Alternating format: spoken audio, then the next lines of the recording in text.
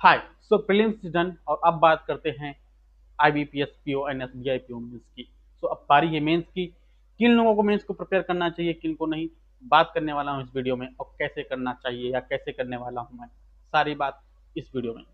तो सब first of all शुरू करते हैं वीडियो को। अगर बात करें कि किसको करना चाहिए, तो उन व्यक्तियों को करना चाहिए जिनके मार्क्स 50 से ऊपर आ रहे हैं। दैट मीन्स जिनके अटेम्प्ट 55 के ऊपर हैं, जेन्युइनली उनको तो प्रिपेयर करना ही करना है। जिनके मार्क्स 48 आ रहे हैं, 49 आ रहे हैं, उनको करना है। जिनके अटेम्प्ट 50 प्लस हैं उनको करना है। वो कर सकते हैं या नहीं कर सकते वो उन पे है, लेकिन जिनके marks 50 plus and attempt 55 plus हैं उनको 100% करना है, क्योंकि इस बार वैकेंसी ज़्यादा हैं। वैकेंसी लगभग 8,000 हैं। और पिछले साल के अगर 2 साल को देखो, 24 में भी कट ऑफ 48.25 के आसपास थी।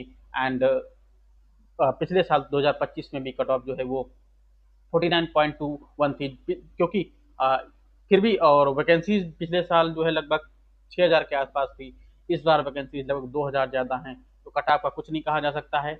इसलिए जितने लोग हो सके सारे सारे लोग प्रिपेयर करें फॉर दी मीन्स, जिनके एक अच्छे डिसेंट 50 के आसपास मार्क्स आ रहे हैं। सो अगर बात करते हैं कि आप अब बात करते हैं कि प्रिपरेशन कैसे करनी है, प्रिपरेशन कैसे करनी, क्या पढ़ना है क्या नहीं पढ़ना है। तो सबसे पहले बात करते हैं सेक्शन वाइज कि आपको क्वांट में क्या पढ़ना है, रीजनिंग में क्या पढ़ना है, इंग्लिश में क्या पढ़ना है, जीए में क्या पढ़ना है। क्योंकि इस बार मेंस के अंदर आपका जीए भी इंक्लूड हो जाता है और पीओ लेवल का एग्जाम है, तो इसके अंदर आपको डिस्क्रिप्टिव पेपर भी देखने को मिलता है। एसबीआई पीओ में आपको ईमेल राइटिंग देखने को मिलती है, प्रिसाइज राइटिंग देखने को मिलती है। वहीं आईबीपीएस पीओ में आपको देखने को मिलता है यहाँ पे एसे और एक रीडिंग अनसीन पैसेज आता है, जिसके थ्रू आपको क्वेश्चन सीन करना होता है। आपको उसमें से क्वेश्चन ढूंढ करके आंसर को टाइप करना होता है, लिखना होता है। तो बात करते हैं कि किस तरह की क्या स्ट्रेटजी मेरी रहने वाली है और क्या आपकी रहने वाली है इस वीडियो में। तो चलिए शुरू करते हैं। सबसे पहले बात करते हैं इंग्लिश की। इंग्लिश बीआईपीओ के अंदर लगभग 40 मार्क्स का आता था। इस बार वो चीज़ घट करके 20 मार्क्स की हो गई है। क्वेश्चन आर स्टिल सेम, तो क्वेश्चन 40 आएंगे लेकिन मार्क्स आपका 20 आ जाएगा। रीजनिंग आपका 40 क्वेश्चन 60 मार्क्स, एसबीआईपीओ की बात कर रहा हूँ। DI and data interpretation data analysis 30 question 60 marks. General awareness 60 question 60 marks. 45 minute का टाइम जीए में रहेगा। सो ये कुछ सिलेबस एसबीआईपीओ का है। अगर बात करते हैं आईबीपीएस पीओ के सिलेबस की, तो आईबीपीएस पीओ में पैटर्न की बात करता हूँ, तो पैटर्न में IBPS yes, reasoning 40 question 60 marks. DA and data analysis and data interpretation 30 question 60 marks. And GA का भी इस तरीके से कुछ रहने वाला है। सो किसको किस प्रकार से क्या स्ट्रेटजी है तो बताते हैं। सबसे पहले इंग्लिश में क्या बात करते हैं। इंग्लिश में आपको क्या करना है, इंग्लिश के अंदर क्योंकि अब लगभग एक ही महीने का टाइम बचा हुआ है, तो इंग्लिश में आपको जितना हो सके आप एडिटोरियल को अटेम्प्ट कीजिए, एडिटोरियल से वैकैब्स को अटेम्प्ट कीजिए। साथ ही साथ यहाँ से जो बेसिक सोसाइटी से जुड़े हुए आप पैसेजेस हैं उन पे पढ़िए, फाइनेंस से जुड़े हुए पैसेज पढ़िए। ये जरूरी नहीं है कि एग्जाम के अंदर डिस्क्रिप्टिव फाइनेंस पे ही आए या फिर जो अनसीन पैसेज आए वो फाइनेंस पे ही आए, वो किसी भी टॉपिक पे आ सकता है, तो हमको उसके लिए पढ़ना पड़ेगा।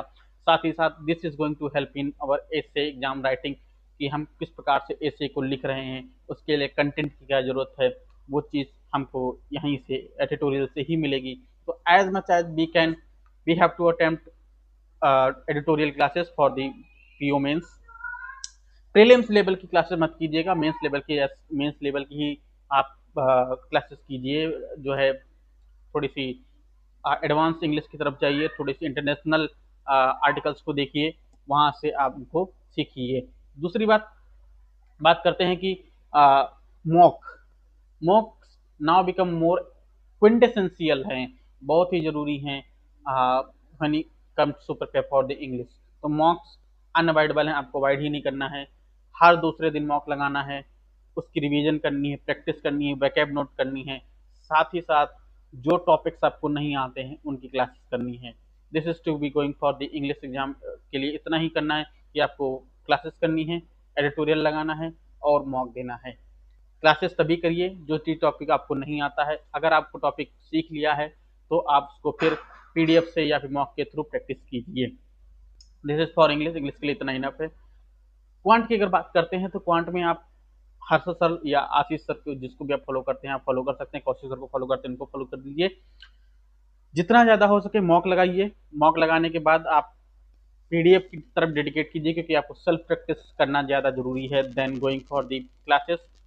मैं क्या करने वाला हूँ, मैं सिर्फ हफ्ते में 2 से 3 क्लासेस ही करने वाला हूँ मेंस की, और ज़्यादा फोकस मेरा सॉल्व खुद के माइंड को यूज करने पे होगा, खुद की प्रिपरेशन पे होगा कि किस प्रकार से कितनी ज़्यादा मैं क्लासेस को कितनी ज़्यादा मैं मॉक को अटेम्प्ट कर सकता हूँ, कितनी ज़्यादा मैं पीडीएफ को सॉल्व कर सकता हूँ, कितनी नंबर ऑफ डीआईस को मैं सॉल्व कर सकता हूँ अपने without using the help of teachers, without using the help of जो सोल्यूशंस दिए होते हैं बुक के अंदर, उनका यूज करके मैं कितनी बार ये कर सकता हूँ। तो this is going for quant की क्लासेस 2 से 3 रहेंगी मेरी। और अगर हम बात करते हैं पीडीएफ्स एंड मॉक, जितना हो सकेगा कोशिश करूंगा कि 25 के 30 के ऊपर मार्क्स आए, और यही रहेगी स्ट्रेटेजी।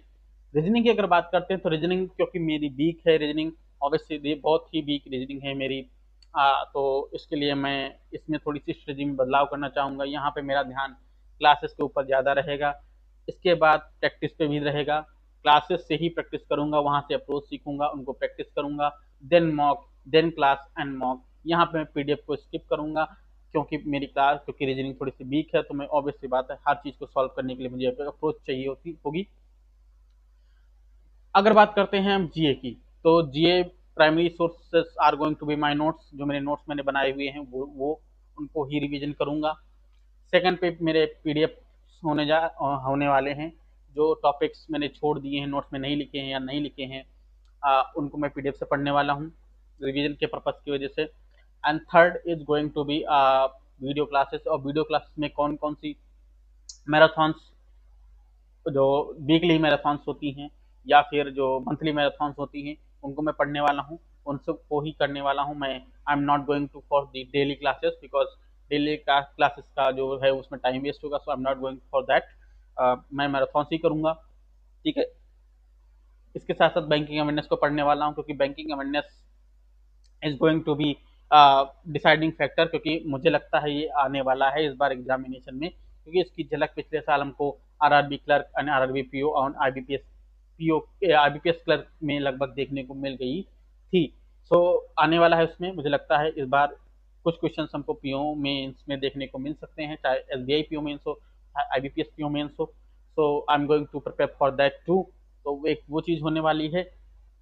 अगर बात करते हैं डिस्क्रिप्टिव की, तो डिस्क्रिप्टिव के लिए ईमेल राइटिंग जितना हो सके प्रैक्टिस कीजिए, डिफरेंट डिफरेंट सिनेरियोज पे प्रैक्टिस कर लीजिए, टाइप करके देख लीजिए।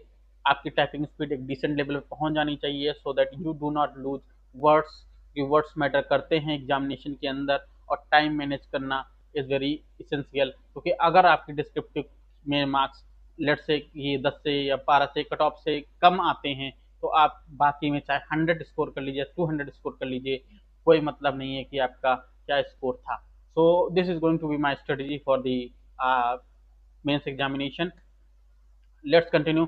सो अगर आपको कोई भी सवाल है कि मेंस की प्रिपरेशन कैसे करनी, क्या करनी है, अगर इस वीडियो में कोई भी चीज़ समझ में ना आई हो तो आप कमेंट सेक्शन में लिख सकते हैं, मैं आपको बता दूंगा कि वहाँ पे क्या पढ़ना है, कैसे पढ़ना है।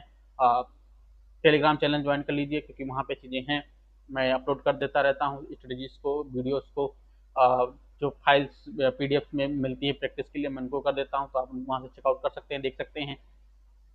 इसके साथ साथ चैनल को सब्सक्राइब कर लीजिए, क्योंकि यहाँ पे इंफॉर्मेशन आती रहेगी, मैं देता रहूँगा, छोटी छोटी चीज़ें बताता रहूँगा जो मैंने सीखी हैं, जो मैं गलतियाँ कर रहा था वो आपको नहीं करनी है, बताता रहूँगा क्या गलतियाँ करता हूँ, so that you can clear your examination for the very first time. पहले अटेम्प्ट में आप कर सकें, जो मैं नहीं कर सका वो आप कर सकें। धन्यवाद। हाय। सो एक्चुअली एक चीज़ रह गई थी टॉपिक में बताना मुझे कि क्या क्या रह गया, क्या क्या आपको जीए में पढ़ना है, तो जो छोड़ना नहीं है आपको। सो जीए में आपको आरबीआई न्यूज अगर आ रही हो तो उसको छोड़ना नहीं है, सेबी न्यूज अगर आ रही है उसको छोड़ना नहीं है, एडाई न्यूज आ रही हो, एनएससी बीएससी गवर्नमेंट की कोई न्यूज हो, डिपार्टमेंट ऑफ फाइनेंशियल सर्विसेज की कोई न्यूज हो, मिनिस्ट्री ऑफ फाइनेंस की कोई न्यूज हो, तो ऐसी न्यूज हमको छोड़नी नहीं है। चाहे कोई नोटिफिकेशन आ रहा हो, चाहे कोई रेगुलेशन आ रहा हो, ड्राफ्ट अमेंडमेंट आ रहे हो, या किसी प्रकार का कोई भी चीज़ आ रही हो तो हमको वो पढ़ना है, हमको वो छोड़नी नहीं है, क्योंकि 40 to 50% of the weightage is going to this. Banking sector की अगर कोई न्यूज हो तो हमको छोड़नी नहीं है। तो अगर आपको इस पर्टिकुलर कम टाइम में सबसे ज़्यादा क्या प्रिपेयर करना है, तो आप वो फोकस कीजिए कि आप बैंकिंग न्यूज़ पे या बैंकिंग आरबीआई न्यूज़ पे ज़्यादा फोकस कीजिए, गवर्नमेंट स्कीम पे ज़्यादा फोकस कीजिए, नेशनल न्यूज़ पे फोकस ज़्यादा कीजिए, rather going for state news, obituaries, appointment. Appointment obviously बात पूछी जाती हैं, पर उसका जो इम्पोर्टेंट अपॉइंटमेंट्स हैं, फॉर एग्जांपल अगर नेवी की चीफ की हो रही हैं, आर्मी चीफ की हो रही हैं, सीडीएस कौन बन रहा है, इंपॉर्टेंट पोजीशन पे कौन व्यक्ति आ रहा है, तो आप वहाँ की चीज़ पढ़ सकते हैं। पर अगर कोई ऐसा चेंज हो रहा है जैसे किसी स्टेट के गवर्नर बदल जा रहे हों, so this news is important, but it is not going to ask in the central level examination. तो ये चीज़ मैंने गौर की है कि इस तरीके के क्वेश्चंस नहीं पूछे जाते हैं जो कि मेनली स्टेट से जुड़े हुए हों, तो उनको आप अवॉइड कर सकते हैं अगर आपके पास टाइम कम हो। लेकिन आपको बैंकिंग अवेयरनेस पे ज़्यादा ध्यान देना है, बैंकिंग न्यूज़ पे ज़्यादा ध्यान देना है, आरबीआई न्यूज़ पे ध्यान देना है, क्योंकि यही आपके सिलेबस का 50 to 60% सिलेबस इन्हीं से आने वाला है। बाकी आप मॉक दीजिए, क्विजेस को अटेम्प्ट कीजिए, और डिस्क्रिप्टिव में अगर आप ऐसे में चाहते हैं तो आप इन्वायरमेंटल से वुमेन रिलेटेड एआई का यूज किस प्रकार से है, फाइनेंशियल सर्विसेज, इंक्लूजन, एजुकेशन पे एआई का हमारे लाइफ में किस प्रकार से इम्पैक्ट होने वाला है, negative and positive both impact, वो आप यहाँ पे देख सकते हैं।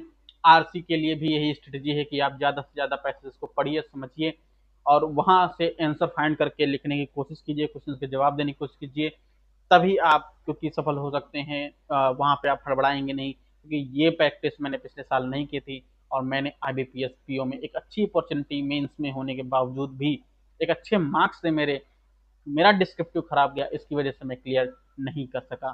तो आप वो गलती ना करें, इस बार मैं नहीं गलती करने वाला हूँ, आप ना करें, so that you can clear examination this year. Thank you.